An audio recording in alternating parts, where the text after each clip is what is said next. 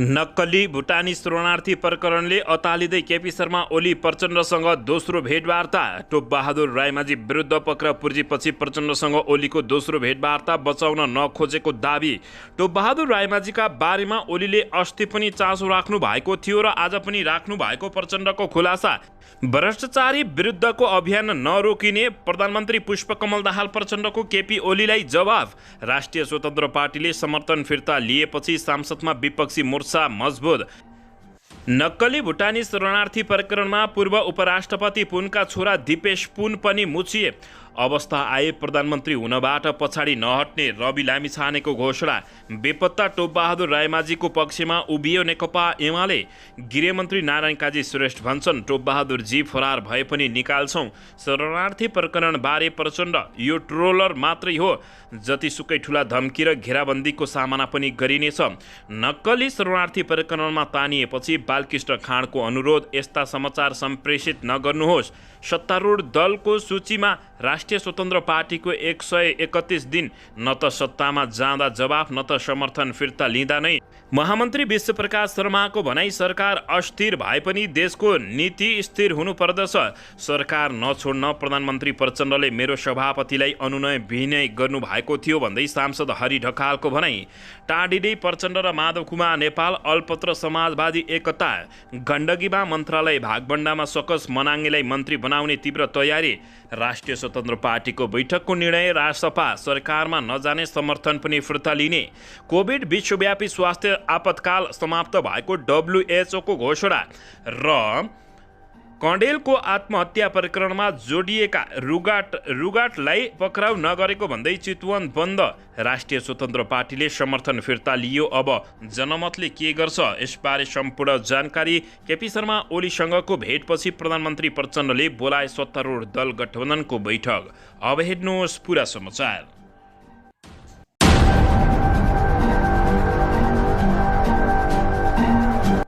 दर्शक महानुभावहरू नमस्कार। नेपाली न्युज टिभीको न्युज बुलेटिन खबरमा यहाँहरूलाई हार्दिक स्वागत छ। सदाझै आज पनि तपाईँहरूमाझ देश तथा विदेशका महत्त्वपूर्ण समाचार अपडेटका साथ उपस्थित भइसकेका छौँ। दर्शक महानुभावहरू, हामीलाई तपाईँहरूले कहाँदेखि हेर्दै हुनुहुन्छ नेपाल भए जिल्ला र ठाउँको नाम लेख्नुहोला। यदि विदेशमा हुनुहुन्छ भने आफू रहेको देशको नाम पनि लेख्न नभुल्नुहोला। र हाम्रो च्यानल नेपाली न्युज टिभीलाई अहिलेसम्म पनि सब्सक्राइब गर्नुभएको छैन भने सब्सक्राइब गर्नुहोला, साथै सँगै रहेको बेल आइकनलाई दबाउन पनि नभुल्नुहोला। आउनुहोस् दर्शक महानुभावहरू, आजको मुख्य समाचारबाट सुरु गरौँ। दर्शकबिन, नक्कली भुटानी शरणार्थी प्रकरणपछि नेकपा एमालेका अध्यक्ष एवं पूर्व प्रधानमन्त्री केपी शर्मा ओली अतालिएका छन्। उनले दोस्रो पटक प्रधानमन्त्री पुष्पकमल दाहाल प्रचण्डलाई भेट गर्न पुगेका छन्। 3 दिनको अन्तरालमा दोस्रो पटक प्रधानमन्त्री प्रचण्डलाई भेट्न केपी शर्मा ओली सिंहदरबार पुगेका हुन्। नक्कली भुटानी शरणार्थी प्रकरणमा पूर्व उपप्रधानमन्त्री एवं नेकपा एमालेका सचिव टोपबहादुर रायमाझी मुछिएपछि केपी शर्मा ओलीले प्रधानमन्त्रीसँग छलफल गर्न बाध्य भएका छन्। उनले एमाले नेताहरूलाई अनावश्यक रूपमा मुस्न खोजेको भन्दै असन्तुष्ट जनाएका छन्। यता पक्राउपुर्जी जारी भएका रायमाझी फरार रहेका छन्। उनले प्रहरीले आफूलाई गिरफ्तार गर्न नपर्ने आफै अदालतमा उपस्थित हुने जनाएर फरार भएका हुन्। त्यसै गरी प्रहरीको उच्च स्रोतका अनुसार केपी शर्मा ओलीका आफन्तले पनि नक्कली शरणार्थी गिरोहबाट रकम बुझ्दै आएका छन्। अहिले आएर केपी शर्मा ओलीले प्रचण्डलाई दबाब दिन थालेको खुलासा भएको छ। दर्शकबिन, यसको जवाफमा यो त ट्रेलर मात्रै हो, जतिसुकै ठुला धम्की र घेराबन्दीको सामना पनि गरिने प्रधानमन्त्री पुष्पकमल दाहाल प्रचण्डले बताएका छन्। प्रधानमन्त्री पुष्पकमल दाहाल प्रचण्डले भ्रष्टाचारका फाइल खोल्ने सङ्कल्प अन्तर्गत नेपालीलाई भुटानी शरणार्थी बनाउने प्रकरणको सुरुवात भएको बताएका छन्। नेपाल राष्ट्रिय दलित मुक्ति मोर्चाको राष्ट्रिय सम्मेलनमा सम्बोधन गर्दै प्रधानमन्त्री प्रचण्डले अहिलेको प्रकरण सुरुवात मात्रै भएको र ट्रेलर मात्रै भएको बताएका छन्। यो ट्रेलर मात्रै हो, हेर्दै जानु सिँगै फिल्म देखिन्छ। प्रधानमन्त्री प्रचण्डले भने भ्रष्टाचार प्रकरणको छानबिन थालिएकाले आफूलाई घेराबन्दीको प्रयास हुन सक्ने प्रचण्डले बताएका छन्। दबाब आए पनि आफूपछि नहट्ने प्रतिबद्धता प्रचण्डले जनाएका छन्। पक्कै पनि ठुला घेराबन्दी होलान्, दबाबहरू आउलान्, धम्कीहरू होलान्, धेरै चिज हुन सक्छन्। यो बीचमा जतिसुकै ठुला धम्की र घेराबन्दीको सामना पनि गरिने प्रधानमन्त्री प्रचण्डले बताएका छन्। उक्त कार्यक्रममा सहभागी हुनुअघि प्रधानमन्त्री प्रचण्डले नेकपा एमालेका अध्यक्ष केपी शर्मा ओलीसँग सिंहदरबारमा भेटवार्ता गरेका थिए। ओलीले सांसद तथा नेकपा एमालेका सचिव टोपबहादुर रायमाझीबारे चासो राखेको प्रचण्डले बताएका थिए। रायमाझी नक्कली भुटानी शरणार्थी प्रकरणमा तानिएपछि फरार रहेका छन्। दर्शकबिन यसैबीच यता नक्कली शरणार्थी प्रकरणमा मुछिएका पूर्व गृहमन्त्री बालकृष्ण खाँडले मुख खोलेका छन्। आफूबारे प्रकाशित समाचार सत्य नभएको उनले जिकिर गरेका छन्। नेपाल प्रेसले नेपालीलाई भुटानी शरणार्थी बनाएर तेस्रो देश पठाउने कार्यमा बालकृष्ण खाँड पनि तानिएको समाचार प्रकाशन गरेको थियो। उनले आज एक विज्ञप्ति मार्फत यसमा आफ्नो ध्यान आकर्षण जनाएका छन्। यसैबीच विज्ञप्तिमा खाँडले भनेका छन्, आधारहीन, तथ्यहीन र संलग्न हुँदै नभएका घटनामा संलग्न भयो भन्दै र जाँदै नगएका स्थानमा भ्रमणमा गएको भन्ने समाचारले अन्यल उत्पन्न हुने र व्यक्तिगत चरित्र हत्या हुने हुँदा यस्ता समाचार सम्प्रेषित नगरिदिनु हुन अनुरोध गर्दछु यस्तो बताएका छन्। दर्शकबिन अन्ततः नक्कली शरणार्थी प्रकरणमा नेपाली काङ्ग्रेसका नेता बालकृष्ण खाँड तानिएपछि उनले अनुरोध गरेका हुन् यस्ता समाचार सम्प्रेषित नगरिदिनुहोस् भनेका छन्। दर्शकबिन यसैबीच आउनुहोस् अर्को समाचारतर्फ लागौँ। नेपालीलाई नक्कली भुटानी शरणार्थी बनाएर अमेरिका पठाउने धन्दामा पूर्व उपराष्ट्रपति नन्दबहादुर पुन पासाङका छोरा दिपेश पुन पनि मुछिएका छन्। तर ठोस प्रमाण फेला नपरेको हुँदा उनी विरुद्ध पक्राउ पूर्जी भने जारी नभएको खबर प्राप्त भएको छ। जिल्ला प्रहरी परिसर काठमाडौँका अनुसार नक्कली भुटानी शरणार्थी प्रकरणमा पक्राउ परेका मध्ये सन्दीप रायमाझीले बयानका क्रममा दिपेशको पनि नाम लिएको बुझिएको छ। पूर्व गृहमन्त्री रामबहादुर थापा बादलका सुरक्षा सल्लाहकार इन्द्रजित राईले पनि बयानका क्रममा दिपेशको नाम लिएका छन्। तर घटनालाई पुष्टि गर्ने ठोस प्रमाण भने फेला परेको छैन। अनुसन्धानमा संलग्न जिल्ला प्रहरी परिसर काठमाडौँका अधिकृत भन्छन् दिपेश पुनको पनि नाम जोडिएर आएको छ। पक्राउ परेका मध्ये केहीले उनको नाम लिएका छन्। पक्राउ गर्न नाम मात्रै लिएर हुँदैन उनले बताएका छन्। त्यसलाई जस्टिफाइज गर्ने प्रमाण पनि चाहियो। हालसम्म त्यो प्रमाण फेला परिसकेको छैन। यद्यपि अनुसन्धान जारी छ। प्रमाण भेटिएको खण्डमा तत्काल पक्राउ गर्ने उनले बताएका छन्। प्रहरीका अनुसार नक्कली भुटानी शरणार्थी प्रकरण बनाउने प्रकरणमा खास गरी दिपेशको नीतिगत प्रक्रिया मिलाउने क्रममा सहभागिता देखिएको बताइएको छ। बादलका सुरक्षा सल्लाहकार राई मार्फत उनले नीतिगत प्रभावमा भूमिका निर्वाह गरेको पाइएको छ। यस क्रममा उनले राईका छोरा निरज र बादलका छोरा प्रतीक थापा मार्फत पनि नीतिगत प्रभावमा भूमिका खेलेको बताइएको छ। निरज विरुद्ध प्रहरीले पक्राउ पूर्जी जारी गरिसकेको छ। दर्शकबिन यसैबीच यता नक्कली शरणार्थी काण्डमा मुछिएका नेकपा एमालेका सांसद तथा पूर्व मन्त्री टोपबहादुर रायमाझी र उनका छोराले करोडौँको चेक बुझेको समयमा उनी माओवादी नेता भएको एमालेले दावी गरेको छ। बेपत्ता टोपबहादुरको पक्षमा नेकपा एमाले उभिएको हो। केपी शर्मा ओली समर्थक साइबर सेना नामक सामाजिक सञ्जालमा राखिएको विवरणमा उक्त कुरा उल्लेख गरिएको छ। चेक काटिएको मितिमा उनी एमाले नेता थिएनन्, तर अहिले एमाले नेताको रूपमा चेक बुझे झैँ प्रचार गरिएकोमा नेकपा एमाले साइबर सेनाको आपत्ति रहेको देखिएको छ। साइबर सेनाको भनाइ छ चेकको मिति 19/2/2076 रहेछ।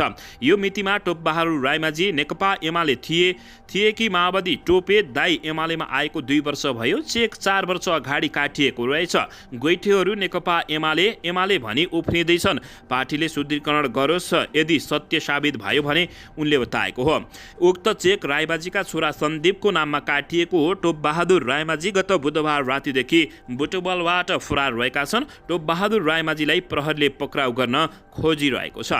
दर्शकबिन यसैबीच यता राष्ट्रिय स्वतन्त्र पार्टीले सरकारको समर्थन फिर्ता लिएपछि सांसदमा विपक्षी मोर्चा मजबुत भएको छ। सङ्घीय सांसदमा विपक्षी मोर्चा बलियो बनेको छ। शुक्रबार राष्ट्रिय स्वतन्त्र पार्टी रासपाले सरकारलाई दिएको समर्थन फिर्ता लिएसँगै सांसदमा प्रतिपक्षी मोर्चा बलियो बनेको हो। यो सँगै सांसदमा विपक्षी दलको सङ्ख्या 4 पुगेको छ।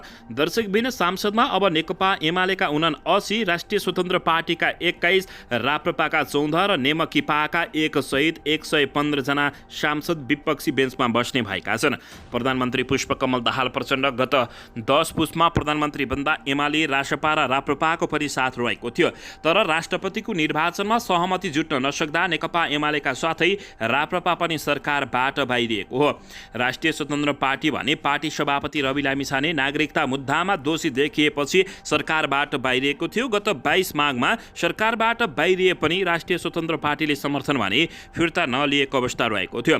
गत 10 वैशाखमा भएको प्रतिनिधि सभाको उपनिर्वाचनमा चितवन 2 र तनहुँ 1 जितेपछि राष्ट्रिय स्वतन्त्र पार्टी फेरि सरकारमा सहभागी हुने योजनामा थियो, तर वर्तमान सरकारबाट आफ्नो शर्त पूरा नभएपछि राष्ट्रिय स्वतन्त्र पार्टीले समर्थन फिर्ता लिएर विपक्षी बेन्चमा बस्ने निर्णय लिएको हो। राष्ट्रपाले समर्थन फिर्ता लिए पनि प्रधानमन्त्री दाहालसँग स्पष्ट बहुमत छ।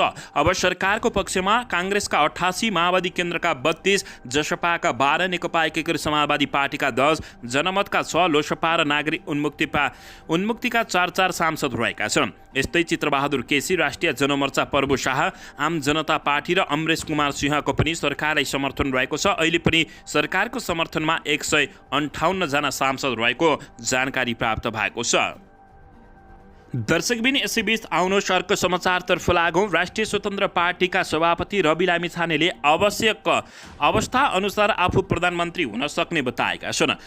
सरकारलाई दिएको समर्थन फिर्ता लिने निर्णयपछि पत्रकारसँग उनले आवश्यकता पुष्टि भए उक्त जिम्मेवारीबाट पछाडि नहट्ने बताएका हुन्। अवस्था आए प्रधानमन्त्री हुनबाट पनि पछाडि हट्दिन रवि लामिछानेले भनेका हुन्। कुनै पनि लजिकल हुन्छ, आवश्यकता पुष्टि भयो भने त्यो जिम्मेवारीबाट पछाडि हट्दैन। लामिछानेले भने अहिले प्रतिपक्षमा बस्न मतदाताले मत दिए, तपाईहरूले सरकार छाड्दा प्रधानमन्त्रीले पुनः विश्वासको मत लिनुपर्ने अवस्था आयो नि भन्ने प्रश्नमा रवि लामिछानेले भने अस्थिरता नहोस् भन्ने चाहना हो। डेलिभरी गर्न नसक्ने, आम जनताका गुनासा सम्बोधन हुन नसक्ने सबैभन्दा ठूलो समस्या भ्रष्टाचार हो। यसको महत्त्वपूर्ण बुँदा नै गायब गरिदिने यस्तो कुरा भइरहँदा अस्थिरता नहोस् भन्ने काममा हामीले सरकारलाई बोकिरहेको हुनुपर्छ भन्ने छैन, पूर्व गृहमन्त्री रवि लामिछानेले बताएका हुन्। अवस्था आए प्रधानमन्त्री हुनबाट पछि हट्दिन भन्दै रवि लामिछानेले यस्तो बताएका छन्। दर्शकबिन यसैबीच यता गृहमन्त्री नारायण काजी श्रेष्ठले टोपबहादुरजी जता भए तापनि निकालिने चेतावनी दिएका छन्। नेपाली नागरिकलाई भुटानी शरणार्थी बनाएर अमेरिका लैजान बनेको सङ्गठित गिरोहमा संलग्नहरू धमाधम पक्राउ पर्न थालेका छन्।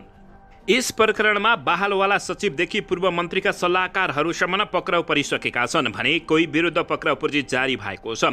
उपप्रधान तथा गृहमन्त्री नारायण काजी श्रेष्ठले यो प्रकरणमा जोडिएका जो कोही माथि पनि छानबिन हुने र कारबाहीको दायरामा ल्याइरी छाड्ने प्रतिबद्धता जनाएका छन्।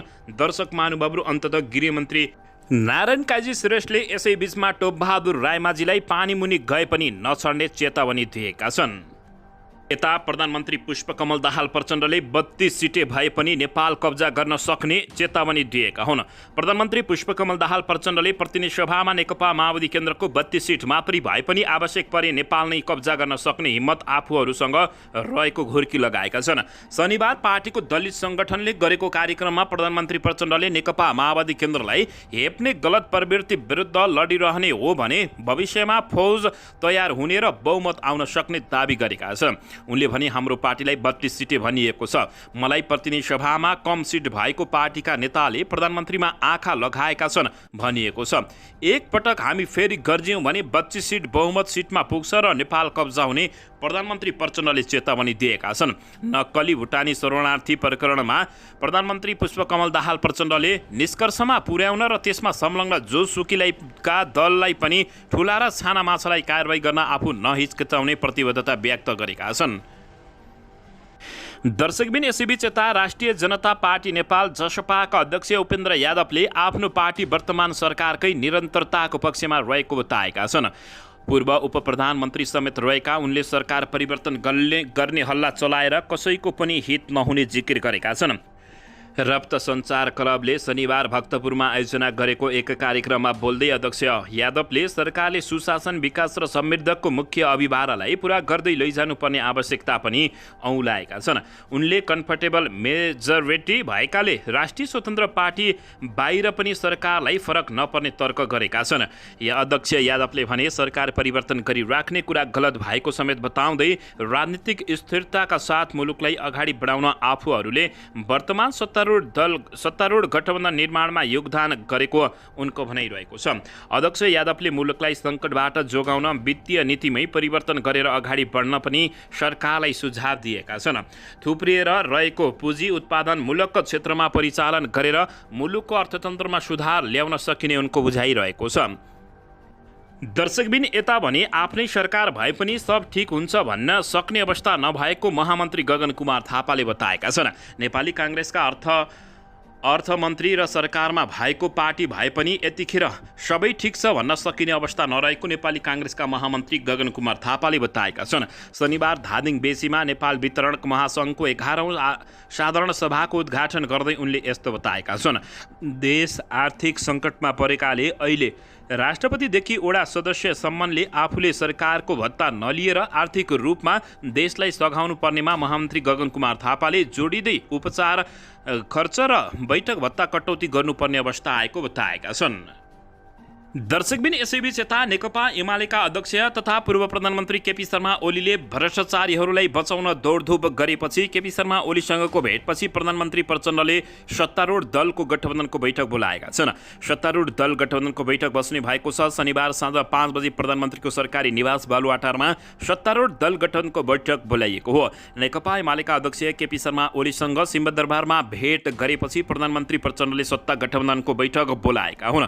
स्रोतका अनुसार नक्कली भुटानी शरणार्थी प्रकरणमा तानिएका हाई प्रोफाइल नेताहरूको अनुसन्धानका विषयमा एमाले अध्यक्ष केपी शर्मा ओलीले चासो दिएका छन्। सिंहदरबारमा आज शनिबार उनीहरूबीच 2 घण्टा लामो छलफल भएको थियो। लगत्तै प्रधानमन्त्री प्रचण्डले सत्तारूढ दल गठबन्धनको बैठक बोलाएका हुन्। केपी शर्मा ओलीले दर्शक महानुभावहरू पछिल्लो समय सत्तारूढ दल गठबन्धन तथा प्रधानमन्त्री पुष्पकमल दाहाल प्रचण्डलाई दबाब दिइरहेको बुझिएको छ। नेकपा एमालेका नेता टोपबहादुर रायमाझीलाई बचाउनको लागि उनले दौडधुप गरेको भनेर चर्को आलोचना समेत भइरहेको छ। दर्शकबिन यसैबीच यता पोल्ट्री व्यवसायी शङ्कर कडेलको आत्महत्या प्रकरणमा जोडिएका प्रदीप रुगटलाई हालसम्म पक्राउ नगरिएको भन्दै चितवन बन्द गरिएको छ। बन्दको प्रभाव राजमार्ग क्षेत्रमा परेको छ। राजमार्गमा ठूला सवारी साधन सञ्चालन हुन सकेका छैनन् भने भित्री सडकमा साना सवारी साधन र मोटरसाइकल चलेका छन्। शङ्कर कडेल न्यायिक सङ्घर्ष समितिको नाममा बन्द आह्वान गरिएको हो। नारायणगढको पुलचोक, मुगलिन र खैरनी लगायतका स्थानमा बन्दकर्ताले जम्मा भएर गाडी चलाउन रोक लगाएका छन्। दर्शकबिन कडेलको आत्महत्या प्रकरणमा जोडिएका रुगाटलाई पक्राउ नगरेको भन्दै चितवन यति बेला बन्दको स्थितिमा पुगेको जानकारी प्राप्त भएको छ। दर्शक महानुभावहरू यसैबीच यता राष्ट्रिय स्वतन्त्र पार्टीले समर्थन फिर्ता लियो। अब जनमत पार्टीले के गर्छ भनेर सबैले चासोको साथ हेरिरहेका छन्। शुक्रबार राष्ट्रिय स्वतन्त्र पार्टीले सरकारबाट समर्थन फिर्ता लिइसकेको छ। तर यस विषयमा हालसम्म जनमत पार्टीको कुनै निर्णय बाहिर आएको छैन। जनमत पार्टीले केन्द्रमा सरकारलाई समर्थन दिएको छ भने मध्य प्रदेश सरकारमा सहभागी नै भएको छ। जनमतले केन्द्रीय सरकारबाट समर्थन फिर्ता लिने बित्तिकै उसले मध्य प्रदेशको सरकार पनि छाड्नुपर्ने अवस्था आउन सक्ने भएकाले तत्काल सरकारबाट समर्थन फिर्ता लिने पक्षमा नरहेको जनमत पार्टीका स्रोतले बताएको छ। तर जनता समाजवादी पार्टी भने मध्य प्रदेश सरकारबाट जनमत पार्टीलाई हटाउन चाहेको छ। गठबन्धनमा रहेर पनि चुनावमा गठबन्धनलाई सहयोग नगरेको भन्दै जसपा जनमतप्रति सकारात्मक देखिएको छैन। जसपाले जनमतलाई मध्य प्रदेश सरकारबाट बर्खास्त गरेको खण्डमा भने सो पार्टीले माओवादी केन्द्रका अध्यक्ष पुष्पकमल दाहाल प्रचण्ड नेतृत्वको सरकारलाई दिएको समर्थन पनि फिर्ता लिन सक्ने आकलन समेत गरिएको छ।